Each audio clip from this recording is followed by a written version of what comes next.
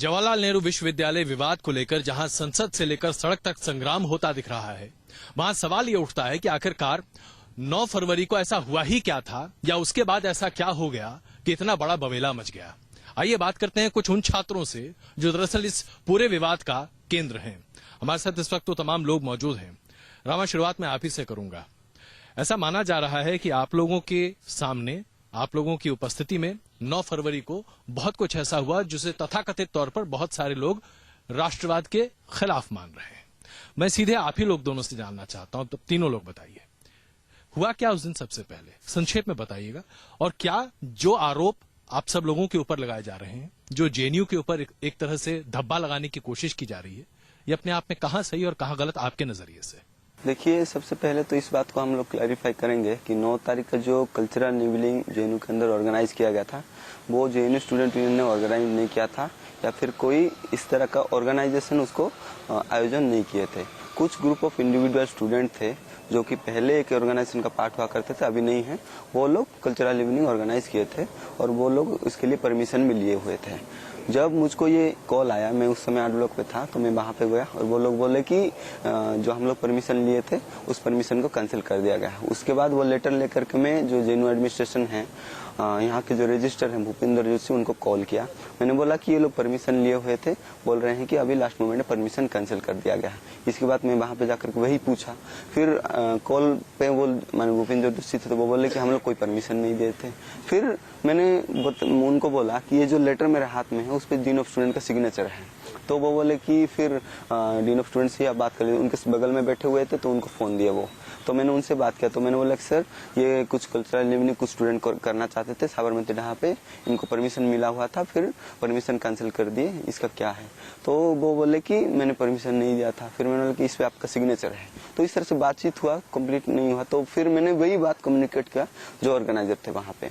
फिर क्योंकि जेएनयू में ये इस तरह की चीज पहली बार नहीं है, बहुत पहले भी काफी सारे इंसिडेंट है जो इस तरह के हुए हैं, तो जो ऑर्गेनाइजर होते हैं वो लोग फिर वहीं पे कल्चरल इवनिंग या फिर जो भी प्रोग्राम शेड्यूल होता है वो करते हैं।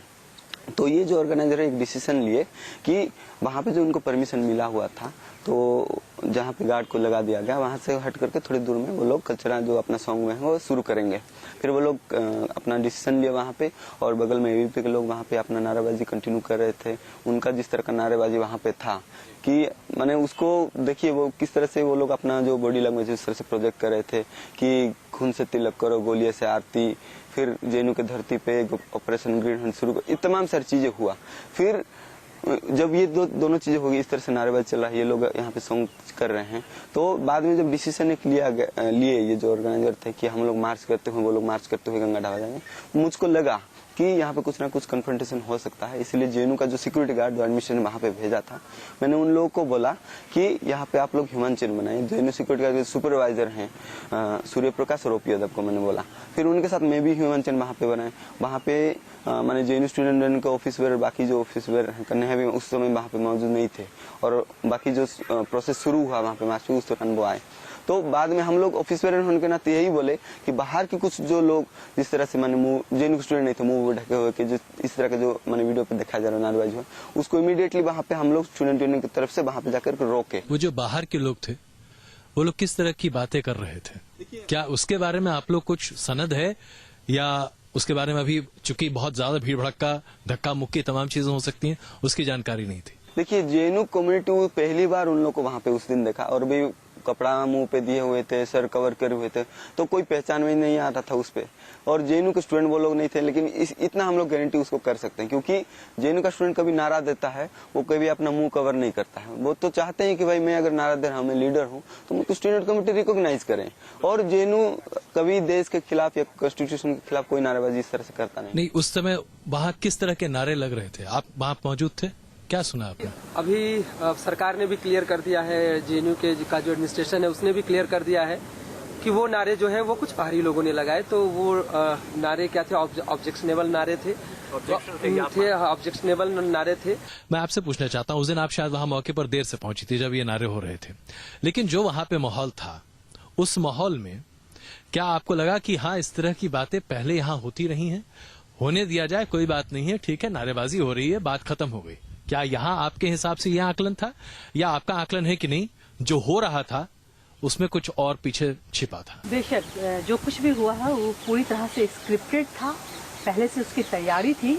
और क्योंकि जेएनयू एक दिन का बना हुआ यूनिवर्सिटी नहीं है, इसके भी अपने इतिहास है। और इस पूरे इतिहास में आप, जैसे कि अभी हमारे साथी ने कहा, आप किसी से भी जाके पूछिए, वो नहीं कहेगा। एक और सवाल, मतलब अब बुरा मत मानिएगा, लेकिन कुछ एक सवाल है जो शायद हर पत्रकार के दिमाग में आते होंगे, मेरे दिमाग में भी आते हैं।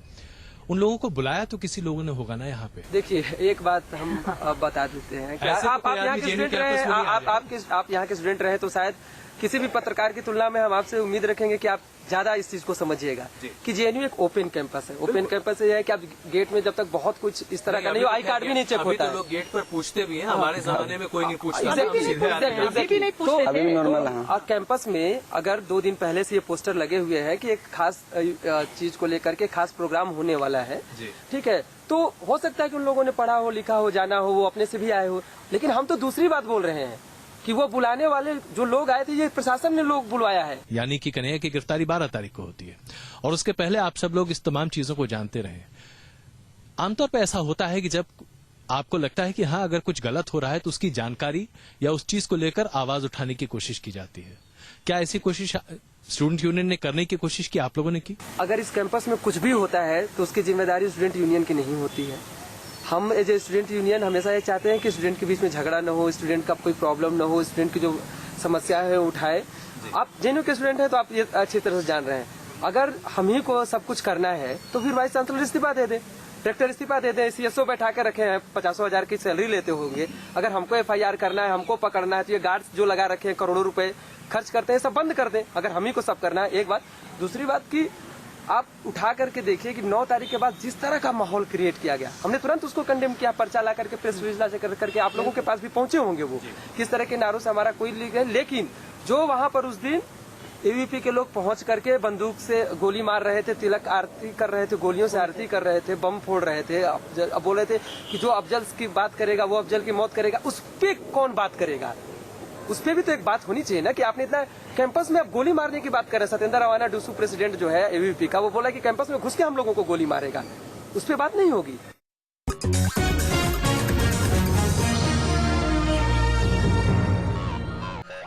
ये पूरा का पूरा मामला अफजल गुरु और उसके फांसी को लेकर शुरू हुआ। जब इस फांसी को अंजाम दिया गया था यूपीए सरकार के दौरान, उस वक्त भी एक बहुत बड़ा तबका था जिसने माना कि बहुत जल्दबाजी में यूपीए सरकार ने यह फैसला लिया। शायद उस फैसले की उस वक्त उतनी आवश्यकता नहीं थी, उसे और प्रोलॉन्ग किया जा सकता था। कानूनी लहजे से देखें तो अफजल गुरु को 6 मौके मिले थे अपने आप को निर्दोष साबित करने के लिए, लेकिन तमाम जगहों से उसे कोई राहत नहीं मिली। फैसले पर बहस उस वक्त भी हुई, प्रोटेस्ट उस वक्त भी हुआ और उसके बाद भी चर्चा होती रही है। अफजल गुरु अपने आप में एक मुद्दा कैसे बन गया, ये मैं आप लोगों से समझना चाहता हूं। क्या वाकई में जेएनयू स्टूडेंट्स यूनियन के लोग ये मानते हैं कि कश्मीर पर हिंदुस्तान का गैर कानूनी कब्जा है? क्या जेएनयू स्टूडेंट्स यूनियन के लोग ये मानते हैं कि जैसा कि अभी हमारी मानव संसाधन मंत्री ने जेएनयू के हवाले से संसद में पढ़कर बताया, दुर्गा के बारे में, मां दुर्गा के बारे में जो तमाम तथाकथित तौर पर भ्रांतियां फैलाने की कोशिश की जा रही, क्या आप लोग बतौर स्टूडेंट्स इन बातों को भी मानते हैं? क्या स्मृति ईरानी को ये नहीं मालूम है कि इस देश में महिषासुर भी पूजा जाता है? क्या स्मृति ईरानी को ये नहीं मालूम है कि इस देश में रावण की भी पूजा होती है? एक दूसरी बात जो कि कैरेक्टर एसोसिएशन दुर्गा को लेकर के हो रहा है, आप उस जिस समय भी महिषासुर का पिछले साल आप जाइए जब हुआ था प्रोग्राम, उसके बाद देखिए सारी लेफ्ट पार्टीज का क्या पोजीशन आया। वो महिषासुर का प्रोग्राम कोई लेफ्ट पार्टी नहीं कराती है, वो खास एक इंडिविजुअल ग्रुप है आइडेंटिटी का, वो कराता है। और उन्होंने सीधे, हम लोग आज भी मानते हैं कि एक महिला का, वो चाहे हमारी विरोधी हो, हम मनुस्मृति ईरानी हम तो बोलने लगे हैं, स्मृति ईरानी जी जो है, स्मृति ईरानी जी के ऊपर जब ये हमला होता है, ये बोलते हुए कि वो अनपढ़ है, नहीं पढ़ी है, हम खड़े होकर के बोलते हैं कि उस शैक्षणिक योग्यता किसी की योग्यता का पैमाना नहीं हो सकता है। ठीक है, अगर हम उनका क्रिटिसिज्म करेंगे तो इसलिए करेंगे क्योंकि वो आरएसएस के एजेंडे को लागू कर रही हैं। अगर हम उनका क्रिटिसिज्म करेंगे तो इस एजेंडे पे करेंगे कि वो छात्रों के खिलाफ खड़ी हैं। इसी तरह से दुर्गा का जो कैरेक्टर एसोसिएशन एक स्त्री होने के नाते हुआ है, अब तमाम पर्चे पोर्चे उठा करके देख लीजिए कि लेफ्ट पार्टी ने उसको हमेशा कंडेम किया।